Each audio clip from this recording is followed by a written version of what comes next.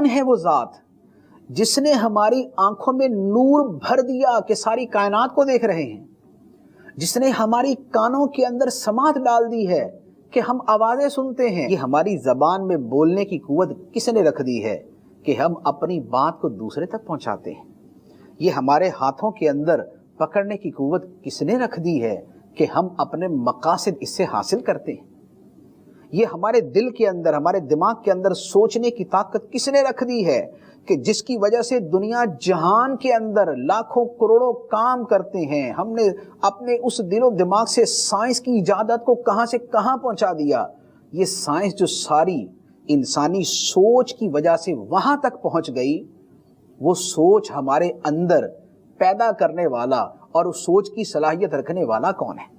وہ کون ہے؟ واللہ اخرجکم من بطون امہاتکم لا تعلمون شیئا، اور اللہ نے تمہیں تمہاری ماؤں کے شکم سے نکالا اس حال میں کہ تم کچھ نہ جانتے تھے۔ لا تعلمون شیئا، تم کچھ نہ جانتے تھے، تمہیں نہیں پتا تھا ہوائی جہاز اڑتا ہے، تمہیں نہیں پتا تھا موبائل سے کیا ہوتا ہے، تمہیں نہیں پتا تھا بلیک ہول کیا ہے، تمہیں نہیں پتا تھا کیسے سفر ہوتا ہے۔ یہ سائنس جس کے اوپر اتنا ناز کرتے ہو، اس کی الف بے بھی تمہیں پتا نہیں تھی۔ لا تعلمون شیئا، کچھ نہیں جانتے تھے۔ پھر کیسے جان لیا؟ کیسے تمہارے دلوں کے اندر علوم کے سمندر آ گئے؟ کیسے تمہارے اندر جو ہے وہ اتنی سوچیں آ گئیں؟ کیسے تم نے باریکیوں کو نکال لیا اور جان لیا؟ کیسے تم نے عجیب و غریب چیزوں کو ایجاد کر لیا؟ اللہ تعالیٰ نے فرمایا وَجَعَلَ لَكُمُ السَّمْعَ وَالْأَبْصَارَ وَالْأَفْئِدَةَ، فرمایا کہ اس نے تمہارے کان بنائے، آنکھیں بنائی اور دل بنایا۔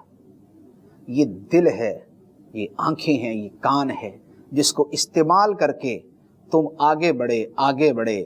تم نے کانوں سے سنا سیکھا، آنکھوں سے دیکھا آگے بڑھے، دل سے سوچا، اور پھر یہ ترقی کے دروازے کھلتے گئے، یہ ترقی کے زینے چڑھتے گئے۔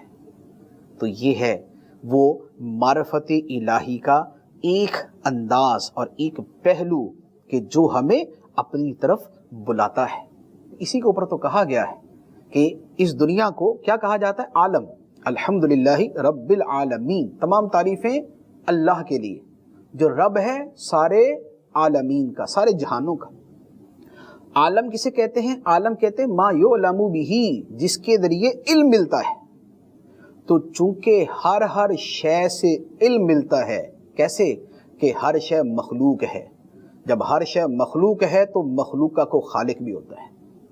ہر شے اپنے وجود میں اس بات پہ دلالت کرتی ہے کہ اسے وجود میں لانے والا بھی ہے۔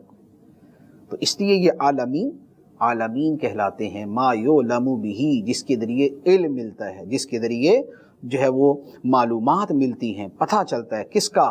خدا کا، اللہ تعالیٰ کی معرفت جس سے نصیب ہوتی ہے۔